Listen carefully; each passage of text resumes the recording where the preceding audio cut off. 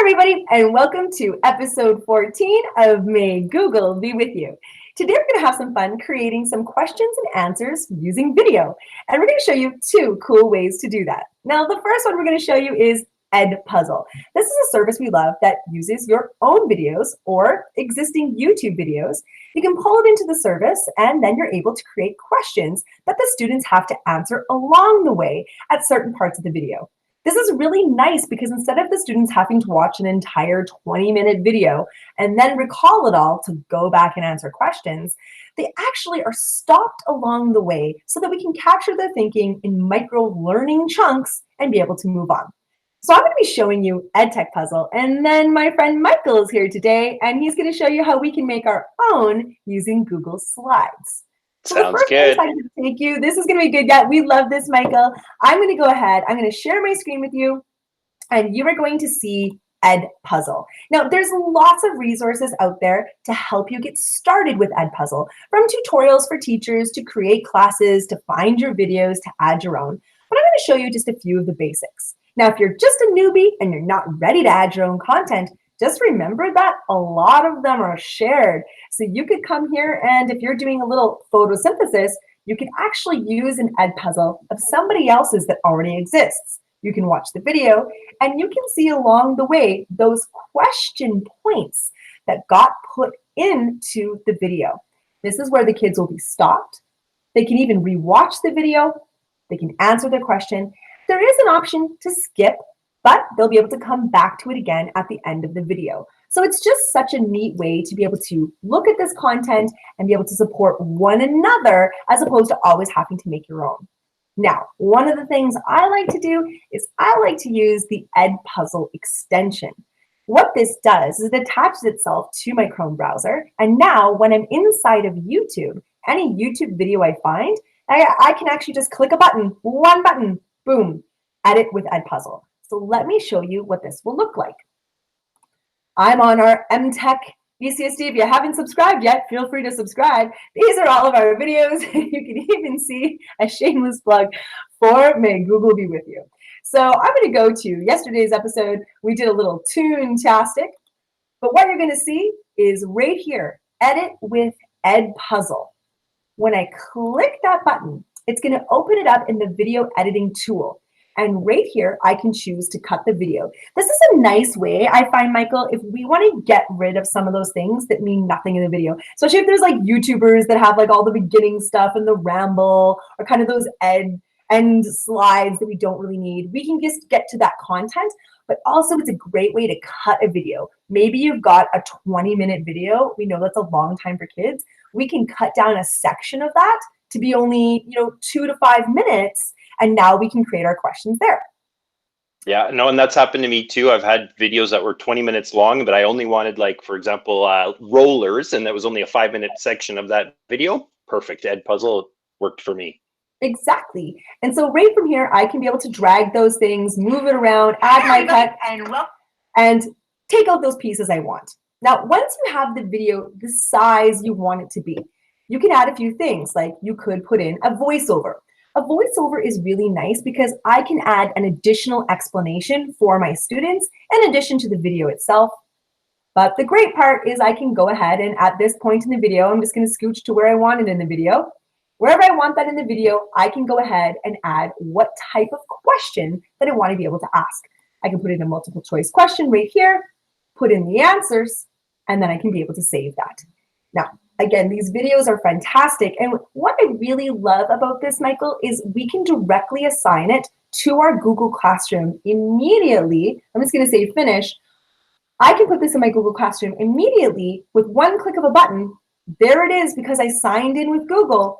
It's got all of my Google Classrooms loaded, so it goes directly to them, and we can ask those questions. Now, one of the things we want to show you is EdPuzzle is fantastic.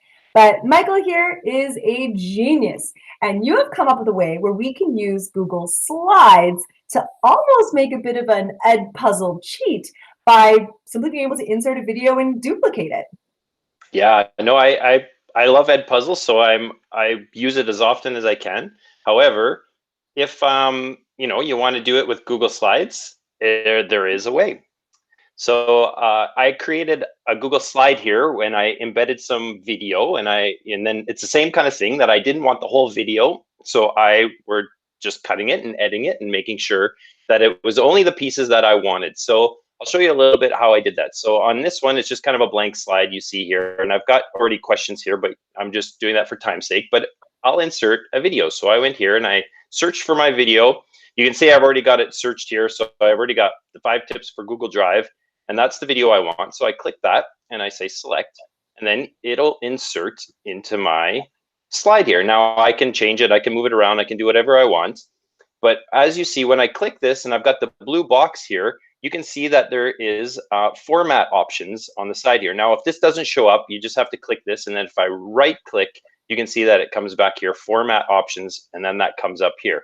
Now, also, if you take a look, you can see it starts at and ends at. So if I wanted this is my first slide, so I do want it to start at 0, but if I didn't want all 12 or 13 minutes of this, I could say, well, let's just play the first minute. So if I go like this, that means when students come to this slide and they play this video, it's only going to play that first minute for them. And then I can put questions in based on that first minute right here beside it. Now, I want to continue with this video because there's 12 or 13 minutes of this video. So if I wanted to do another section of this, just like EdPuzzle would continue on, all I would do is I would duplicate this slide. And then you can see everything comes up again. But now, again, I will bring up those format options. And then I can change I started at 1 minute or wherever you want, because maybe you want to jump around a little bit, but if you wanted to, you could just be at 1 minute there, and then you could go on to 1 minute 50 seconds. And so I can change that if I wanted to. And now again, that slide will only play that section and I can base those questions on. So that's what I did here. And as you can see, I did about 5 or 6 or 7 of these based on different parts of that video and questions that would correlate with that section of the video. And now I also stepped it up a little bit more, where I leveled up with, I created a Google form. So I also put in the Google form all of these questions so that students would also be able to answer those questions on a Google form. And that way it's easy for me as a teacher to have all those questions in one place. But again, if you're using Google Classroom and you were to put this in a Google Classroom, all the students would also have a copy of it and all their answers in there too. So it depends on how you would like to do that as a teacher, where you want your answers. But that's just another tip that you can do to make your own EmTech puzzle. But it's a fantastic way. It does exactly the same thing as EdPuzzle, but if you prefer to work in slides, that's the way to do it.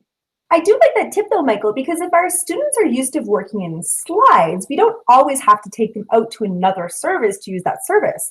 Right there, if you're used to creating your daily or weekly remote learning lessons in the slides right now, you could have it where you've got a video and you've got questions right there on the page. Assign is make a copy inside of Google Classroom and you've created an EdPuzzle. And I love how you showed how to be able to duplicate. Right-click duplicate, or my favorite shortcut, Control-D, duplicate, you've got another slide. It's so fast and so easy. And there's so much research that shows the power of micro-learning. There's a lot of articles that'll tell you people stop watching YouTube videos after 3 minutes.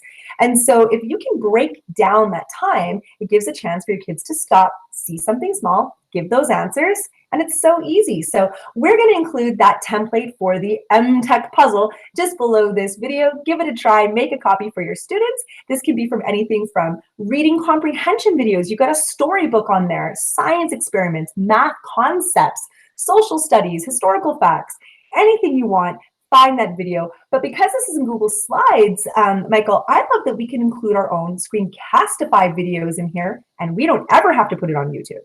That's exactly right. Yeah, if you app smash with Screencastify and slides, yeah, you're right. It works perfectly. That's awesome. Well, thank you for joining us for episode 14. Thank you, Michael, for making us this great template and idea to have our own EdTech puzzle cheat. And we're going to see you next week for more May Google Be With You. Bye, everybody. Bye.